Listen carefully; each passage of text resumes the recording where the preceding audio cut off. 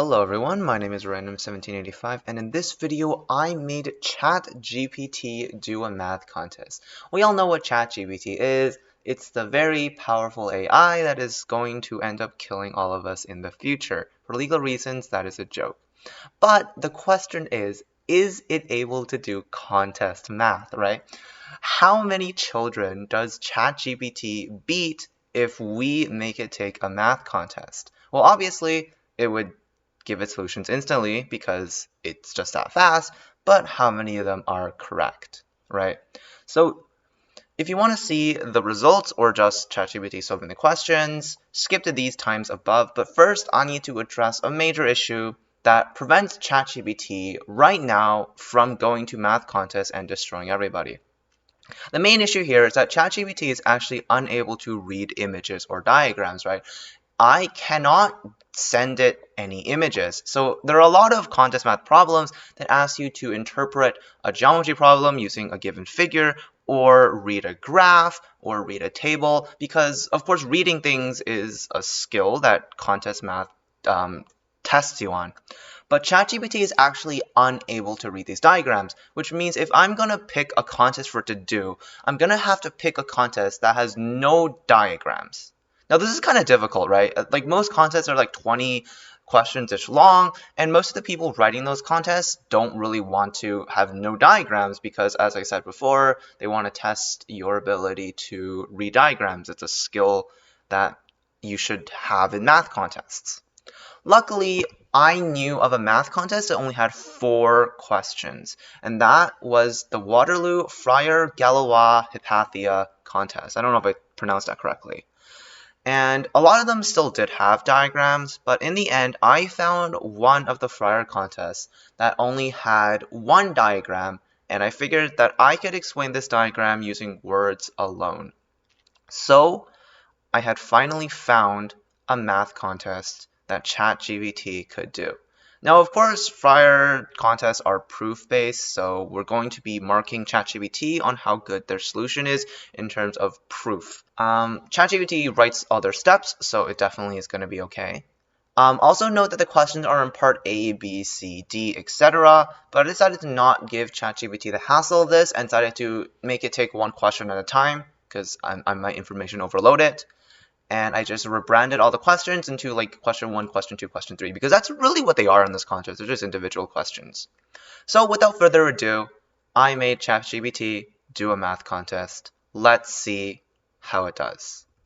So question 1 of the math contest starts off fairly simple by asking us what is the perimeter of a rectangle with dimensions, I should spell that incorrectly unfortunately, 7 by 8. So this is slightly worded in a different way because I removed figure 1 because of course it does not know what figure 1 is and I can't give it figure 1. This is the only time I've reworded the contest, so it's as close to the actual contest as possible. But this question is fairly simple. You have a rectangle with dimensions 7 times 8, and as it says very well, your formula for perimeter is this, which gives you 30. Full marks, and ChatGPT conquers the first problem of the contest.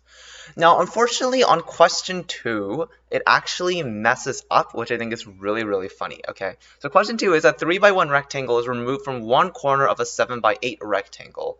What is the perimeter of this figure? So I guess the wording is not necessarily great because we have a rectangle, and then the way the way I remove the rectangle is kind of like dependent, right? Like I can move it like this, but the question actually you remove the rectangle like this, like that.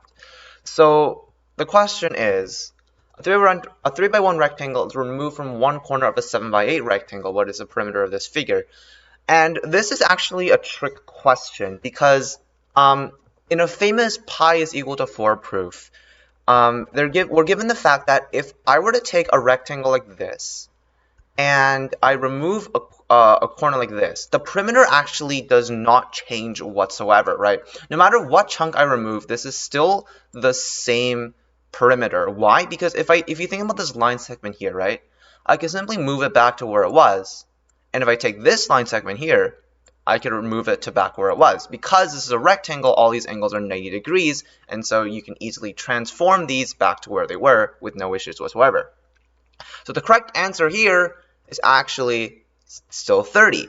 Unfortunately, ChatGPT thinks that we have subtracted 4 off the length of this rectangle. ChatGPT thinks that when we take away the rectangle, we end up making this shape, which is incorrect.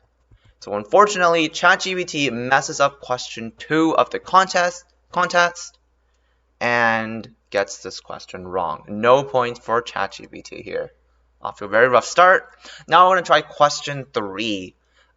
Now, these questions obviously build on top of each other, hence the ABCD. And since ChatGPT is unable to understand this concept, I have doubts for the rest of the contest. The next question is a 4x2 rectangle is removed from one corner of a k plus 4 by k by 2 rectangle. So this information right here is completely useless. It's basically just a k plus 4 by k plus 2 rectangle, and we need to find the perimeter of this figure. Now, unfortunately, ChatGPT makes the same mistake again, which is where it believes that the side lengths of this small rectangle actually matter. They don't. And as a result, ChatGPT fails this question. Now, because this is a proof contest, and you're supposed to write out your solution, I am not part of Waterloo. So I'm not sure if they would give this any points whatsoever. I think the main thing they're looking for in this question is, did you realize that this information is useless? And ChatGPT did not do this, so I assume the solution will give 0 marks. But I'm not entirely sure. So let's assume they got 0 marks for this. The next question is basically taking this information to the extreme just to make sure you know. Because if you don't know this information, and try to find each side length of this figure, you are going to suffer, okay? So the question 4 is 4 of these rectangles are removed from the corners, which this does not matter whatsoever. So the only thing that does matter is that we have a square with side length 8n plus 1, and we need to find the largest n, for which the perimeter is less than 1,000. Now, unfortunately, it just messes up completely. It still thinks the side length is 8n minus 3, which it is not. So consequently, ChatGPT gets 0 marks on this question again. Luckily, we have a next question. This time, it is not using any geometry, and well, let's hope ChatGPT does this question correctly. So you can read this. I don't really want to read it. It's going to take too long. But our question is, if the machine is set to make a cut every 8 seconds, then how many pieces of rope will be cut off in 10 minutes? So this is very easy, as it is a part A. There's 600 seconds and 10 minutes, as it says very nicely, and we just divide 600 by 8 to get 75, so it is indeed correct. So full marks on this question. Congratulations. Now, the question 6 is, if the machine is set to make 1 cut every 3 seconds, how long is each piece of rope? So you just kind of know that it's a constant rate of 2 meters per second. The rope goes in, and then 3 seconds later it gets cut. So 2 times 3 is 6. And there you go. Full marks once again. So now the next question is, if each piece of rope is 30 meters long, then how many cuts per minute is the machine making? So ChatGPT solves this. This is a proof one, but I would say this proof is completely perfect, as ChatGPT is trained to do, right? So if it's 30 meters long, then that means each cut is 15 seconds, right? Beautiful. And if there's 60 seconds in a minute, then we divide 60 by 15, which I don't know what's doing here, but it works. And we get 4 cuts a minute. So beautiful, beautiful stuff. Now question 8 is going to be the hardest question given this rope cutting machine. And we're going to see if ChatGPT does it. So if the machine is meant to 16 cuts per minute, then how long is each piece of rope? I'm not sure why this is question part D. This is like really easy, but it is question 2 after all. So of course, if it's 16 cuts a minute, that means that each cut will take 3.75 seconds. And finally, because rope is fed into the machine at 2 meters a second, you multiply this by how much second is in between, you get 7.5 meters. Beautiful, beautiful solution. And we are done. So full marks on this again. So ChatGPT gets full marks on question 2. Congratulations. Now we have questions 9 to 11 using this information. So I'm not going to read this. You can read it yourself, pause it, whatever. But the next question is, how many integers has Tanya listed just before she leaves out the 6 multiple of 5? So unfortunately, ChatGPT, I think, has messed it up because it's definitely not 29. So this is short answer, so there's nothing for the proof. But ChatGPT does realize that the number she lists just before she leaves out the 6 multiple 5 is 29. Unfortunately, ChatGPT has forgotten that Tanya has not listed 5, 10, 15, etc. and has forgot to not count those in the final number. So this is incorrect. So 0 marks on this question.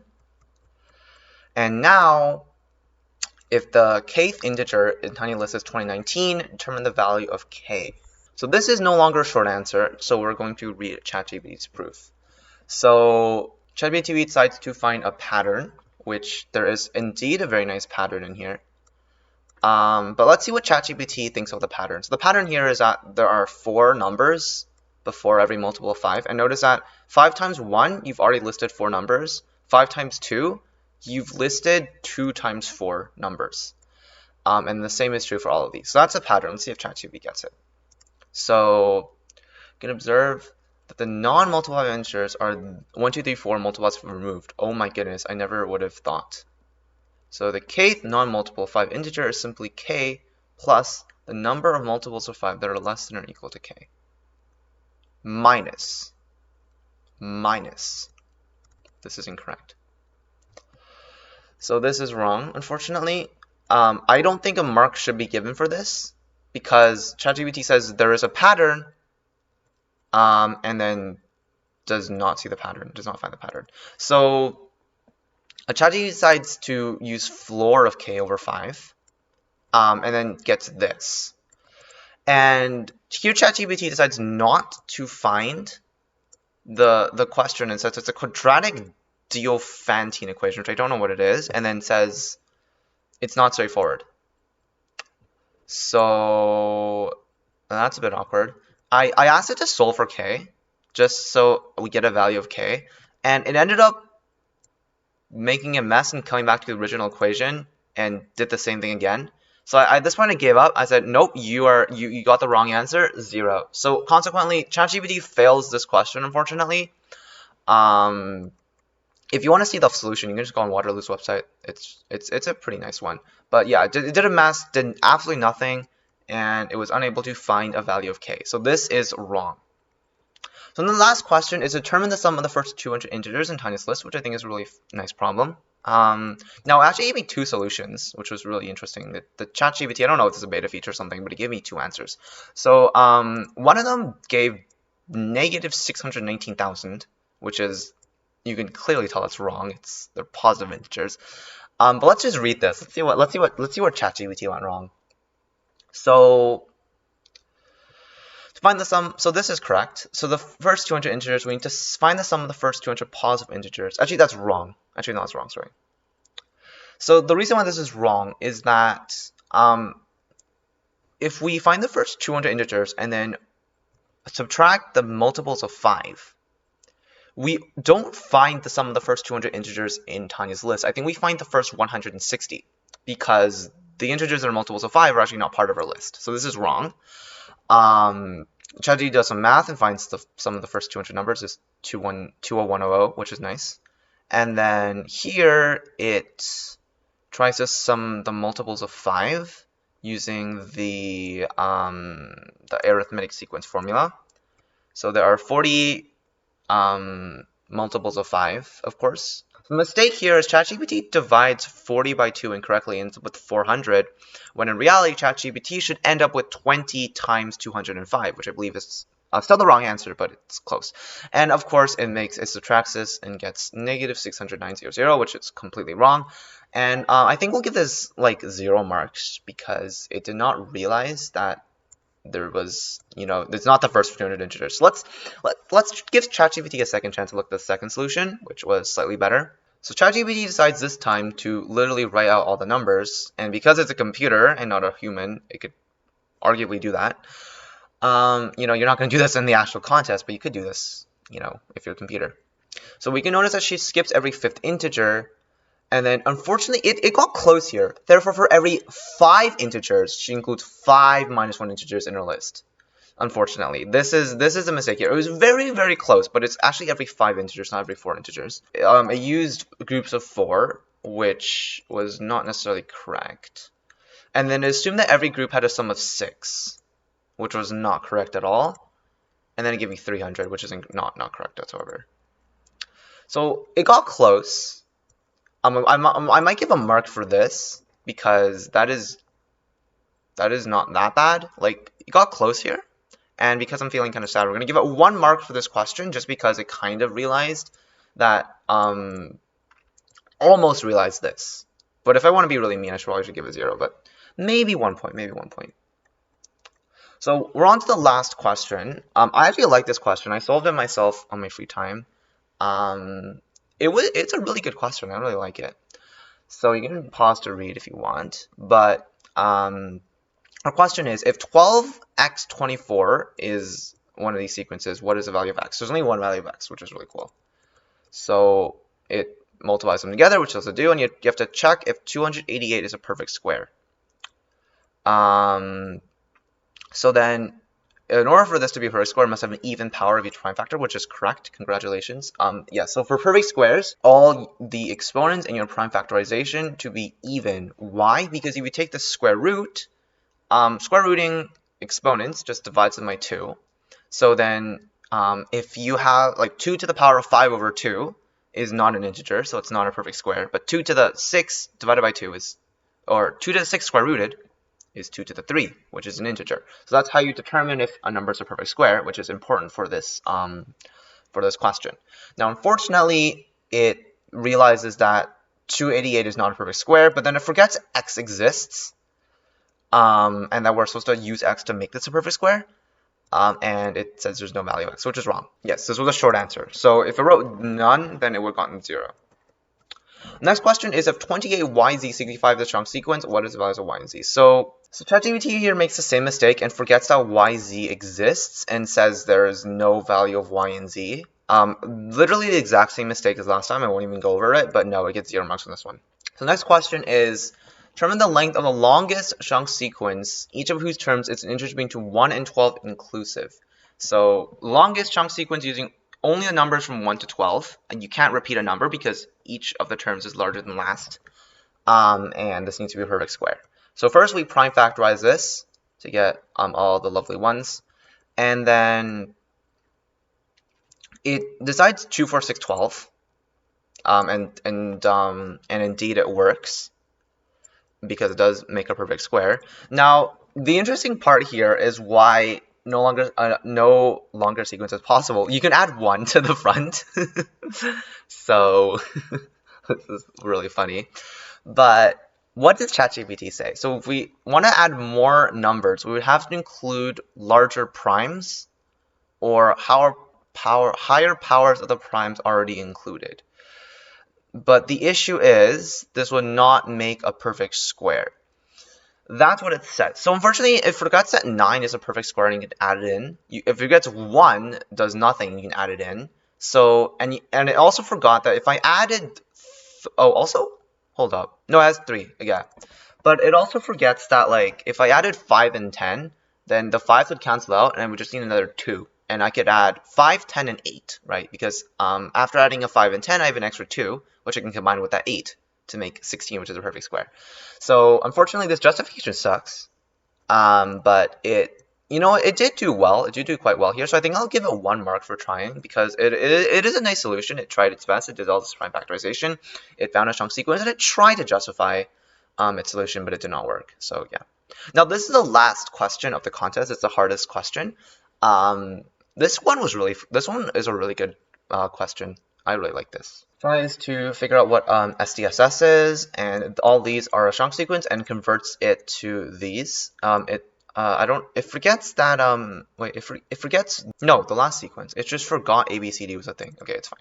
So the solution I found was to start with this, which is nice. And then once you get this, so there's actually a trick here, which is that 48400 is 484, which is 21 squared, times 100, which is 10 squared. So a perfect square times a perfect square is always a perfect square. So I actually don't care about this whatsoever. You can just leave it out of your equation. So if you're ever doing this question, you can just leave 48400 out to not inflate your number, and you just need to find if this is a perfect square. So for this perfect square, the factorization element must cancel out. So it now only realizes that it must cancel out the non-square factors. And it realizes that the prime factorization is 2 to the 7, 3 to the 3, 5 to the 2, 7 to the 2, so it must cancel out the 2 and the 3 in some way, which is nice. And and then it thinks ABCD is part of the question and gives up. So then it looks at this, and this must be a perfect square. And then it just gave up. It just said, I can give you some further analysis. So I asked it to finish solving the question, and it did try. Okay, well, I just read this a bit and realized it's wrong because M cannot. Wait, which one's M? Is it? Oh no, M. Actually, the funny thing is that M actually has to be a perfect square. I'm pretty sure. I haven't actually checked my solutions correct, but I'm like 90% sure it is. M actually has to be a perfect square. But unfortunately, if you write it in this form, you can't cancel out any non-square factors, right? Because if you specify x is an integer, a non-zero integer, then you're only gonna have a perfect square with m every single time. So you're actually not gonna be able to cancel out anything. So it decides to say that x only has 4 choices with no justification. And then it decides that there are 4 choices for each exponent with no justification. I don't know what it did, but it says there's 5 choices for each exponent because I guess n can be 5 to the 4 different values, and it multiplies this to get 2,500. So unfortunately, it has failed to do anything that is correct other than this part here. I actually want to show you what the correct solution is because I am a really big fan of this question. So and I like flexing my math skills. So let's go over here and solve the question, in case you're curious. If not, just skip to the results. So we're gonna first look at BCD, which is the last 3 right here, and we're gonna try to isolate n. All right. So we know that 1176 n48400 is a perfect square by my perfect square rule. This does not matter. If we prime factorize 1176, I believe gets 6 times 49. I'm doing this from memory. And 49 is a perfect square, so we don't care about that. So consequently, n must cancel the 6, meaning that n is 6 times any perfect square. This is going to be an integer. N is 6 times any perfect square, and I just realized I messed this up. That's supposed to be an equal sign.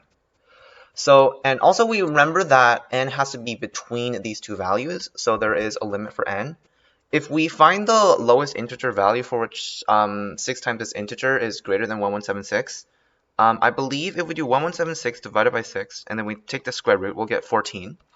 So none of these two terms can be equal, so consequently n must be, this integer must be at least 15 squared. And then the highest value we can get, I believe, is 89. So if I take 89 squared times 6, we'll get 47526, which is under. If we take 90 squared times 6, we get 48600, which is above this number. So consequently, n is, well, it has this many possibilities. This turns out to, I believe, 75 possible values of n. So n has 75 possible choices. So now that we're given that this has to be a perfect square, if we add m, m also has to be a perfect square. Note that if m is not a perfect square, then we would run into massive issues. So note that, so we have ABC, which is this right here. Note that 1176 times n is already a perfect square because this is already a perfect square and we don't really care about it. So consequently, in order to satisfy, because BCD is already satisfied by our value of n, ABCD and ABC all rely on m being a perfect square. So we just ask ourselves how many perfect squares are smaller than 1176, which is very easy. You just plug into a calculator, you get square root of 1176 is 34.29. So consequently, m is any integer from 1 to 34. And finally, our answer is 34 times 75. Very beautiful question. I actually really like this one. It's a really cool one. And the answer is 2550. So ChatGPT actually got kind of close, getting 2500, which is not bad at all. But completely different method and completely wrong method. But yeah, that is ChatGPT solving all the contest questions. Now let's see how many points it gets and what placement it gets. So the results are in. Now, unfortunately, I don't know the way Waterloo distributes the marks for their questions, because it's not available to the public. Each question is worth 10, but the way they split up the points in the question doesn't really matter. Or sorry, it does matter, but they don't make it public. So I have my guesses on what the point distribution is based off difficulty. But luckily the way ChatGPT has solved the questions makes it very easy for me to write this, get ChatGPT's score. So we gave, of course, it got the first question correct and proceeded to fail all 3 questions after it, which was very unfortunate, scoring 2 out of 10 for the first problem. It got all of question 2 though, which was very, very nice. And unfortunately, on question 3, it messed up the first 2, and then I gave it 1 partial mark for the last one because it was on the track of finding the pattern, but it messed up the last second. 4A and 4B were short answers, so they would ChatGPT would get 0. And for 4C and 4D, it did realize that you needed to kind of get the perfect square thing going. Like you got to check the perfect square and note that the exponents are even and stuff. And because there's so many points here, there's 2 and 4. I gave it 2 extra marks because at this point it would have gotten 13, which is really sad. So ChatGPT ends up getting 15 marks on this math contest, which is really, really low. And the placement it gets, because Waterloo makes your score and what place you get public, the placement ChatGPT gets is going to be, with the score of 15, it ends up getting 5,480th place, which is, let me quickly calculate the percentile. That is the 11th percentile, which is terribly, terribly low. Also, the funny thing is that 59 people got perfect score, which I think is really funny, because that's kind of how easy it was. But yeah, ChatGPT unfortunately only gets the 11th percentile, which is very, very tragic. And as we can see, ChatGPT cannot do contest math. Humans are still better. 89% of all people taking this math contest have beaten ChatGPT. So congratulations to everybody who beat ChatGPT on this contest. Thank you so much for watching the video, and I will see you all later. Goodbye.